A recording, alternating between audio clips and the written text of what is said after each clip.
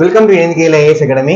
நாம இந்த வீடியோ என்ன பார்க்க போறோம் அப்படின்னா, ரயில்வேஸ்ல வந்திருக்க ஒரு அப்டேட். ஓகேவா, நிறைய பேருக்கு தெரியும் என்ன அப்படின்னா, government of India, ministry of railways, railway requirement board என்ன பண்ணிருக்காங்க அப்படின்னா, ரயில்வேல ஒரு அப்டேட் கொடுத்துருக்காங்க.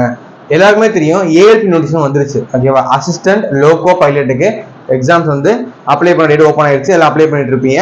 ஓகேவா, யார் எலிஜிபிள் அப்படின்னா, IT eligible, diploma eligible, BE eligible, ஐடியில் இதாக கொடுத்துருந்தாங்க. இப்போ இது இருக்கா சார் அப்படின்னா, ஏஜ் லிமிட்டை என்ன பண்ணிருக்காங்க, ஒரு இன்க்ரீஸ் பண்ணியிருக்காங்க. அதுதான் இந்த அப்டேட். ஓகேவா, ஏஜ் லிமிட் என்ன பண்ணிருக்காங்க, இன்க்ரீஸ் பண்ணியிருக்காங்க.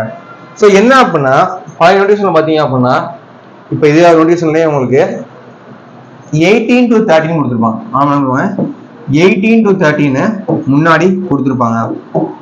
18 to 30 இயர்ஸ்ன்னு சொல்லி நோட்டிஃபிகேஷன்ல இருக்கும். ஓகேவா, CN1 ஏழு கண்டிஷன்ல என்ன இருக்கும் அப்படின்னா 18 to 30 தான் இருக்கும். பட் இப்போ என்ன பண்ணிருக்காங்க அப்படின்னா, இந்த கொரோனா டைம்ல என்ன ஆகும், கொரோனால நிறைய நமக்கு ஆப்பர்ச்சுனிட்டி போனதுனால என்ன பண்றாங்க, 3 years என்ன பண்றாங்க, ஏஜ் ரிலாக்ஸேஷன் கொடுத்துருக்காங்க.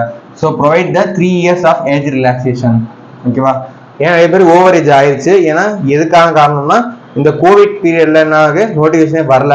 ஓகேவா, அதுக்காக என்ன பண்ணிருக்காங்க அப்படின்னா, அசிஸ்டன்ட் லோகோ பைலட்ஸ்க்கு என்ன பண்ணுவாங்க, ஏஜ் லிமிட் ரிலாக்ஸேஷன் கொடுத்துருக்காங்க. ஸோ நிறைய பேர் நினச்சிட்டு இருப்பீங்க என்னன்னா, நம்மளுக்கு 30 years அப்ளை பண்ண முடியாது நினச்சிட்டு இருப்பீங்க. இப்போ 18 to 33 years அப்படின்னு சொல்லி வச்சுட்டாங்க. இப்போ என்ன பண்ணா, சப்போஸ் நீங்க ஓபிசி கேண்டிடேட்டா இருந்தீங்க, ஓகேவா, ஓபிசி கேண்டிடேட் இருந்தீங்கன்னா உங்களுக்கு +3 years கிடைக்கும். நல்லா பார்த்தோங்க, +3 years கிடைக்கும். இது வந்து ஜென்ரலுக்கே 18ல இருந்து 33 வயசு வரைக்கும் நம்ம அப்ளை பண்ணலாம். முன்னாடி 18ல இருந்து 30 தான் இருந்துச்சு. இப்போ நீங்க ஓபிசியா இருந்தீங்க அப்படின்னா இப்போ 36 வரைக்கும் நீங்க எழுதலாம். புரியுதா? இப்போ ஆனால் +3 உங்களுக்கு இன்க்ரீஸ் ஆயிருக்கு. 18 to 33ங்கிறது ஜென்ரலா உங்களுக்கு உள்ளது. ஸோ நீங்க வேற கேட்டகரி இருந்தீங்க, ஓபிசி, எஸ்சி, எஸ்டி இருந்தீங்க அப்படின்னா உங்களுக்கு எக்ஸ்ட்ரா ஏஜும் உண்டு. டவுட்டா இருக்கேன் சார் எப்படின்னு தெரிஞ்சுக்கணும் அப்படின்னா, இந்த நீங்க டேட் ஆஃப் பர்த் இருந்தே போதும். ஓகேவா, எக்ஸாம்பிளுக்கு நீங்க ஜென்ரல் கேட்டகரியா இருந்தீங்க, அன்ரிசர்வ் கேட்டகரி அல்லது இடபிள்யூஎஸ் எக்கனாமிக்கலி வீக் இருந்தீங்க அப்படின்னா, உங்களுடைய upper limit of date of birth நீங்க மேக்ஸிமம் 2/7/1991 வரைக்கும் பிறந்துக்கலாம். அதுக்கு முன்னாடி பிறந்தா நீங்க அப்ளை பண்ணலாம். அதுக்கப்புறம் பிறந்தவங்க அப்ளை பண்ண முடியாது. ஓகேவா, சாரி, நாட் பிஃபோர், இதுக்கு முன்னாடி இருந்தா அப்ளை பண்ண முடியாது, அப்பர் ஏஜ். அதுக்கடுத்து பார்த்தோம்னா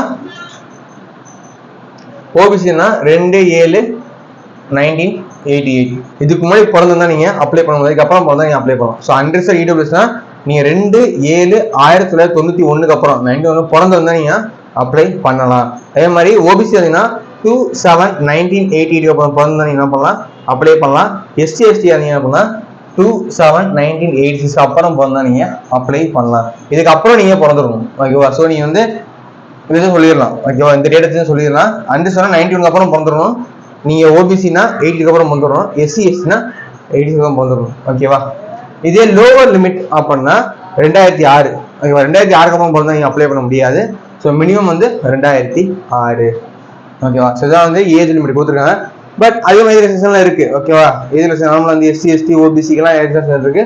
நீங்க இதுக்கப்புறம் நீங்க வந்து பார்த்துக்கோங்க, டேட் ஆஃப் பர்த் பார்த்தா உங்களுக்கு போதும். ஓகேவா, ஸோ இதுதான் ரொம்ப ரொம்ப முக்கியம்.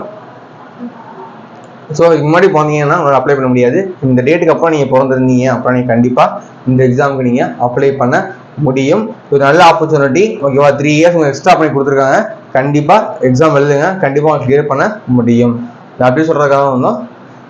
நம்ம இன்ஸ்டியூட்டில் என்ன பண்ணுறோம் அப்படின்னா, RRB ALPக்கு கிளாஸஸ் போயிட்டு இருக்கு. ஸோ கிளாஸஸ் சேரணும் அப்படின்னா டிஸ்கிரிப்ஷன் நம்பர் இருக்கு, அந்த நம்பர் கால் பண்ணி என்ன பண்ணலாம், ALP கிளாஸ் நீங்கள் சேர்ந்துக்கலாம்.